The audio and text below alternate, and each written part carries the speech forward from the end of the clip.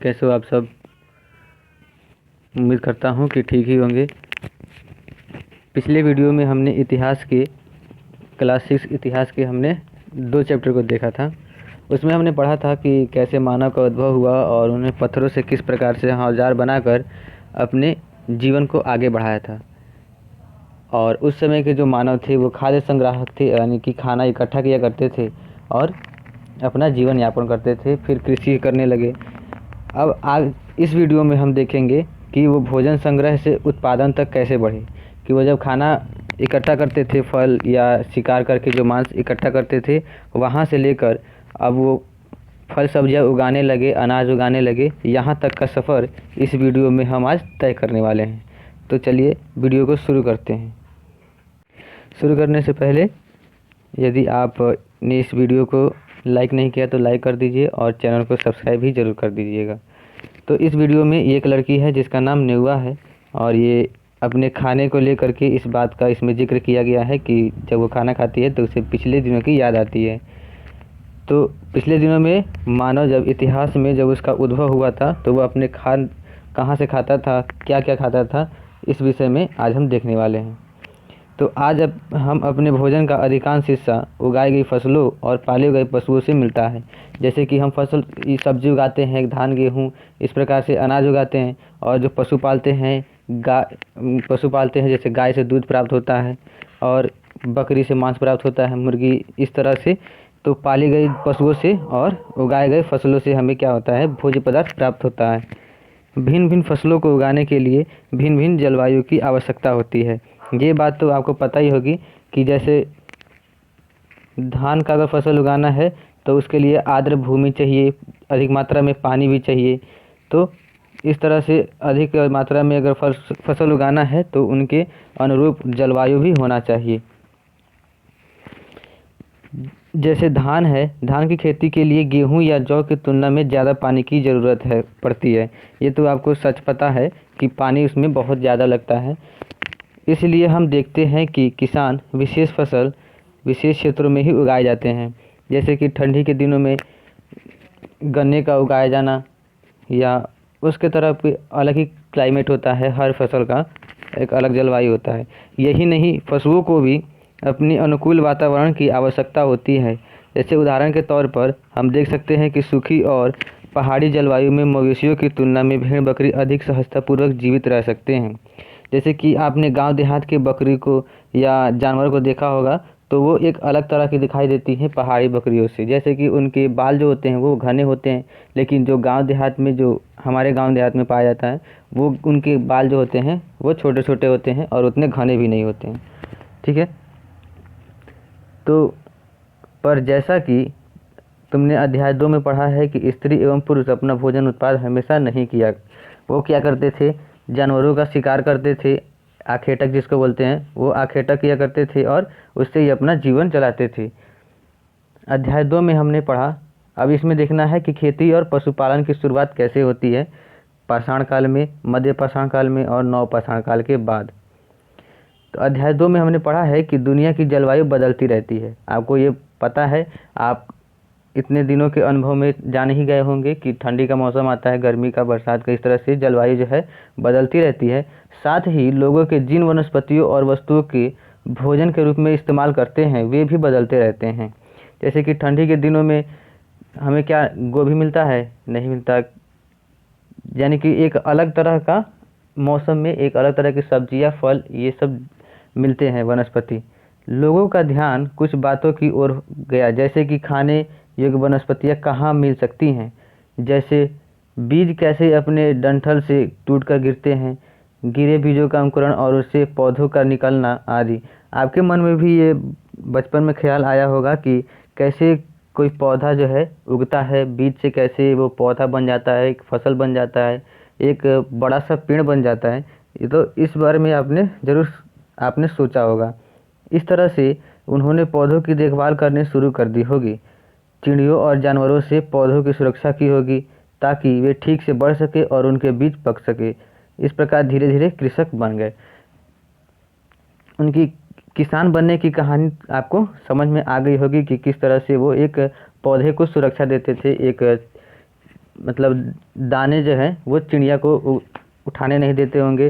तो इस तरह से वो दाना क्या हो जाता होगा, मिट्टी में चला जाता होगा और मिट्टी से अंकुरित होकर के एक फसल, एक पौधे के रूप में विकसित हो जाता होगा।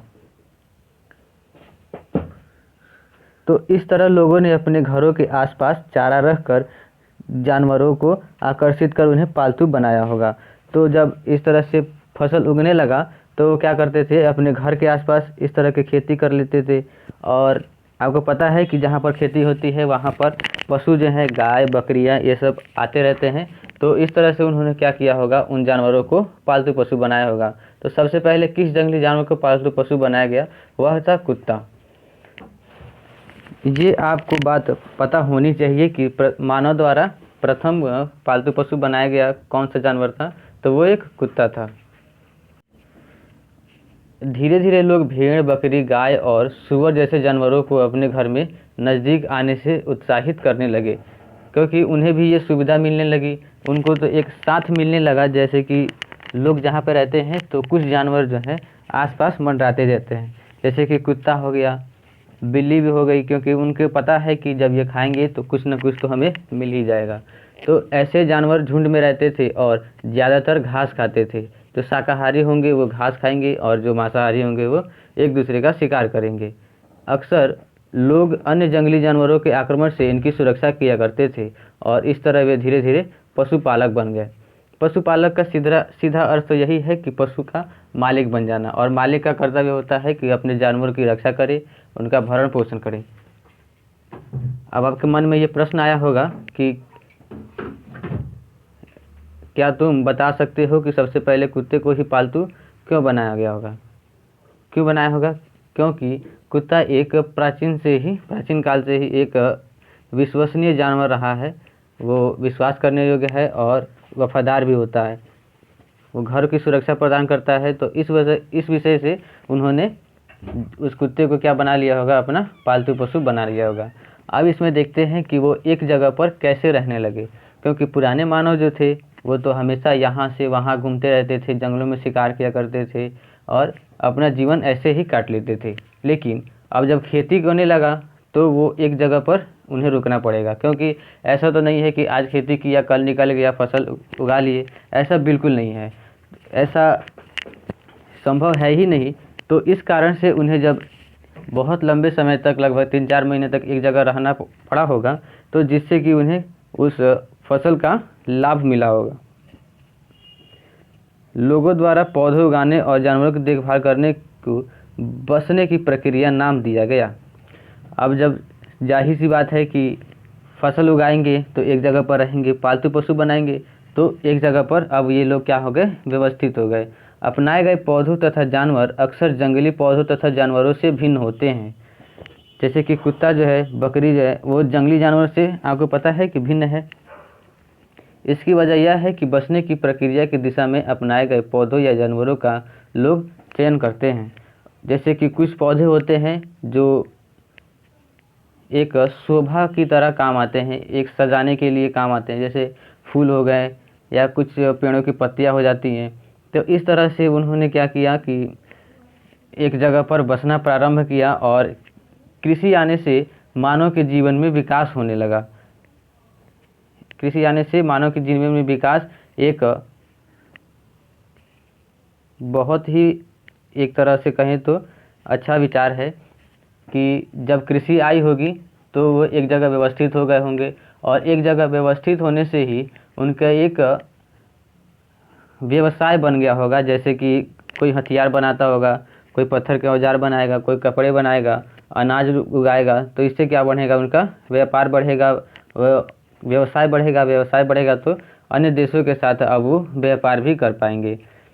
तो तुम किसी ऐसे पौधे के बीज को बो कर देखो, तुम पाओगे कि उससे विकसित होने में कुछ वक्त लगता है। जाहिर सी बात है कि आज बोएंगे तो लगभग 2 महीने 3 महीने तो लग ही जाएगा वो फसल उगने में।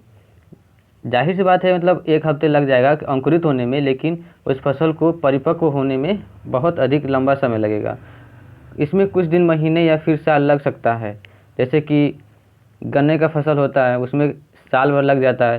जैसे धान और गेहूं का होता है, वो 3-4 महीने में ही हो जाता है, 4-5 महीने में।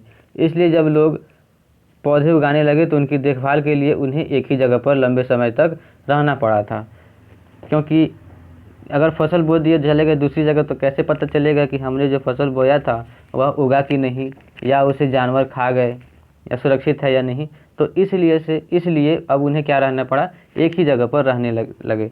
बीज बोने के लेकर फसलों के पकने तक पौधों की सिंचाई करने, खरपतवार हटाने, जानवरों और चिड़ियों की उनकी सुरक्षा करने जैसे बहुत से काम शामिल थे। कृषि में क्या क्या करते हैं, पहले तो खेत को जुतवाते हैं, फिर बीज डालते हैं खेतों में, फिर क्या करते हैं, बहुत दिनों बाद उसमें सिंचाई भी करनी होती है। सिंचाई करते हैं तो देखते हैं कि उसमें घास फूस निकल गया है, तो उसको क्या करते हैं, निराई गुड़ाई करते हैं और उस घास फूस को निकाल देते हैं। और एक बहुत लंबे समय के बाद, बहुत ही परिश्रम के बाद क्या होता है, वो फसल आखिर में उग जाता है और एक अनाज के रूप में परिपक्व हो जाता है।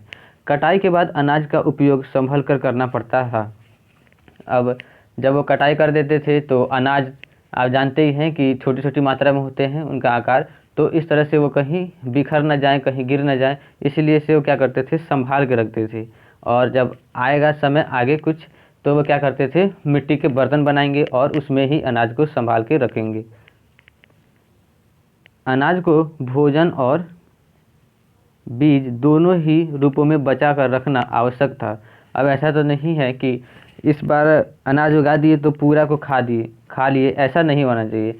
वो क्या करते थे कि उसमें से जो अनाज उगता था उसमें से कुछ अनाज को बचा करके रख लेते थे कि फिर से उसको बो दिया जाएगा और अगली बार फसल को प्राप्त किया करेंगे। इसलिए लोगों को उसके भंडारण की बात सोचनी पड़ी, यानी इकट्ठा करने की बात सोचनी पड़ी। बहुत से इलाकों में लोगों ने मिट्टी के बड़े बड़े बर्तन बनाए, टोकरियाँ बुनी या फिर ज़मीन में गड्ढा खोदा। तो अब क्या होने लगा, जब खेती होने लगी तो अब इनको चिंता होने लगी कि कहाँ पर रखें, इसको संभाल करके रखना होता था, क्योंकि अगर वो एक बार नष्ट हो जाएंगे तो बाद में फिर से वो अंकुरित होंगे, फिर से उतना समय लगेगा। तो अब वो क्या करने लगे, मिट्टी के बर्तन बनाने लगे, बड़ी बड़ी टोकरियाँ बुनने लगे, बांस के या नारियल के पत्तों के, इस तरह से उन्होंने कुछ अपना इंतजाम किया होगा।